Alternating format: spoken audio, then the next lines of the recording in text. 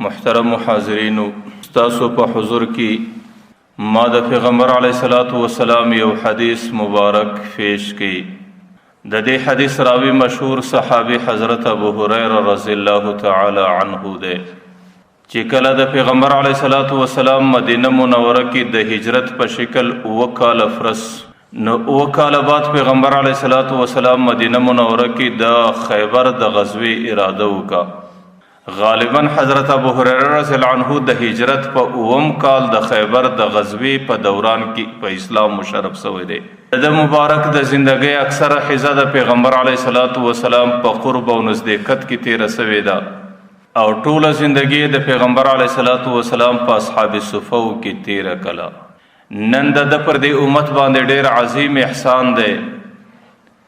ځکه چې د پیغمبر علیه الصلاۃ والسلام د تعلیماتو لوی حصہ در دې امت پورې د حضرت ابو هريره رضی الله عنه فزرعه باندې را رسیدلې ده. حضرت ابو هريره رضی الله عنه د پیغمبر علیه الصلاۃ والسلام یو حدیث مبارک را نقل کړي چې پیغمبر علیه الصلاۃ والسلام په مشتویل الایمان بضع و سبعون شعبه، ایمان د 80 زیات شعبې لري. د 80 زیات یو څه د ایمان طریقې دي او د ایمان په تقاضو باندې د عمل کولو یو څه لارې دي. د عربو عادت دا دی هغوی چې کله په خپلو محاوراتو په خپلو کلماتو کې د 80 عدد او شمار استعمال کی نو د هغې څه بیا مقصود د دې شمار و عدد نه چې بس دا دومره دی. د هغې څه د دې مقصد عام طور کثرت او ډیروالي ته اشاره وي. نو دې حدیث کې پیغمبر علیه الصلاۃ والسلام د ایمان شعبې د ایمان طریقې دا د 80 زیاتې بللې دي. د دې معنا دا نه ده چې د ایمان د غمره شعبې دي یا د ایمان د غمره طریقې دي، بلکې د دې معنا دا ده چې د ایمان شعبې او طریقې ډېرې زیاتې دي. لکه زموږ او ستاسو محاوره ده او زموږ او ستاسو اصطلاح ده چې کله یو سړی چاته یو خبره کوي او په هغه خبره کې د مقصود دای چې دا خبره ما ته ډیره زیاته وکړه نو کله کله د هغه سړي ته وایي سړی دا خو ما ته سل ځله وویل چې دا کار مه کوه، ما ته 80 ځله دا خبره کړې وه چې ته به دا کار نه کوې. د دې سړي مقصود دا نه چې بس سل ځله عدد پوره دی نه زیات نه کم او یا 80 ځله عدد پوره دی نه زیات نه کم، بلکې د دې سړي مقصد دا دی چې سړی څومره ډیر ما وتا ته وویل، څومره په کثرت ما وتا ته وویل او پر دې خبره باندې ما ته څومره زیات تاکید وکړي چې ته د عمل نه وکړې. نو د دې حدیث په تشریح کې علماو دا لیکلي دي چې پیغمبر علیه الصلاۃ والسلام خو ظاهرا دا خبره کړې ده چې د ایمان شعبې او د ایمان طریقې دا د 80 زیات دي. د پیغمبر علیه الصلاۃ والسلام مقصود عدد او شمار نه دی، بلکې د پیغمبر علیه الصلاۃ والسلام مقصود دا دی چې د ایمان شعبې او طریقې ډېرې زیاتې دي. دې کې د پیغمبر علیه الصلاۃ والسلام زیاتوالي ته اشاره ده چې کله یو سړی زندگی په ایمانیاتو کې تیروي او یو سړی په خپله زندگی کې دا تمنا ولري چې زه د کامل ایمان مالک سم نو هغې به بیا زندگی د ایمان په ټولو شعبو کې تیروي. په هر زاویه کې په هر کنج کې چې د ایمان کومه تقاضا ده، د ایمان کومه طریقه ده، د ایمان کومه شعبه ده، په هغې ټولو باندې به عمل کوي. د هغې څه وروسته بیا دی د کامل ایمان مالک ګرځېدی شي. صرف پر یوه شعبه باندې انحصار کول او ایمان په یو خاص طریقه کې را حصر کول او د ایمان په یوه شعبه باندې عمل کول دا د انسان د فکر کمزوري او په دې ذریعه سره د انسان ایمان کمال ته نه رسیږي. لکه مثلا یو سړی دی همیشه لمونځ کوي او د دې سره سره روژې نیسي او عبادات کوي، د ده عقیده دا سو چې بس زما د ایمان تقاضا د غمرې ده چې زه به لمونځ کوم او روژه به کوم او عبادات به کوم او د ایمان زما څه نوره غوښتنه نسته او نه زما د ایمان نورې تقاضا شته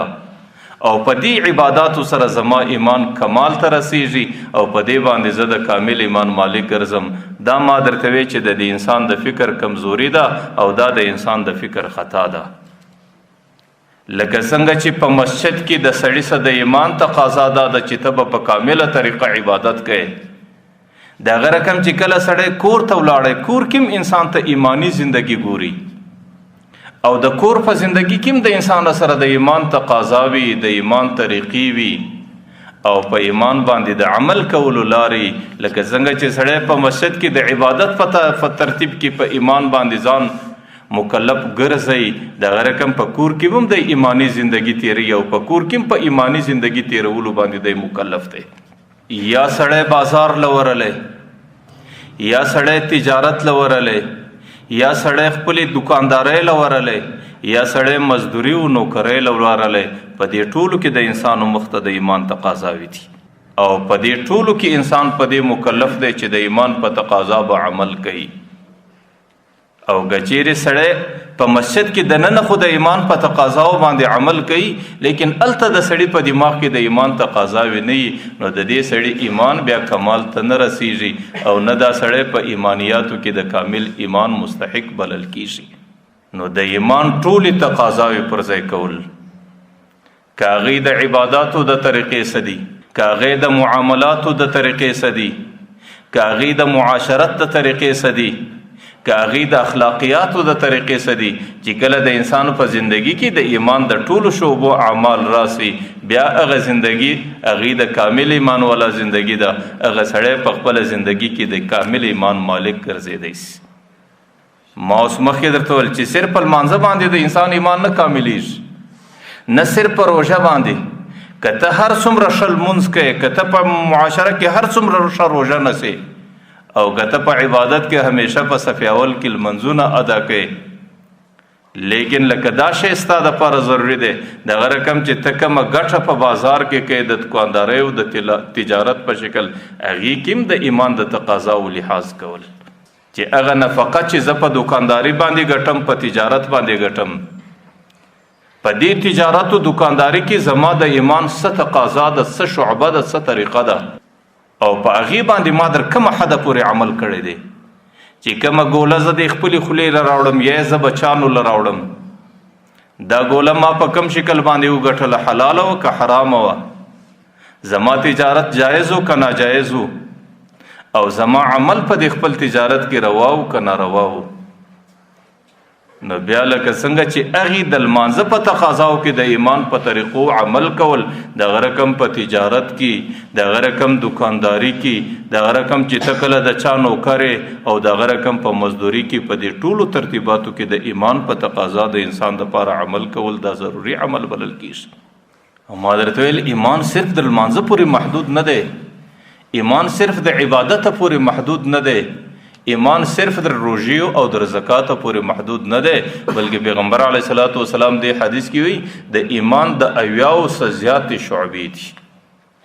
چې کله انسان په دې ټولو شعبو باندې عمل وکړي، بیا انسان د کامل ایمان مستحق او لایق انسان بلل کیږي. قسم پیغمبر علیه الصلاۃ والسلام د دې ټولو شعبو تفصیل نه دی کړی، لیکن هغه شعبو کې پیغمبر علیه الصلاۃ والسلام 3 شعبې ښکاره کړي دي، د دې دپاره چې د دې انسانیت و مخ ته کم سے کم د دې 3 شعبو تعارف او وضاحت خو څه وسي.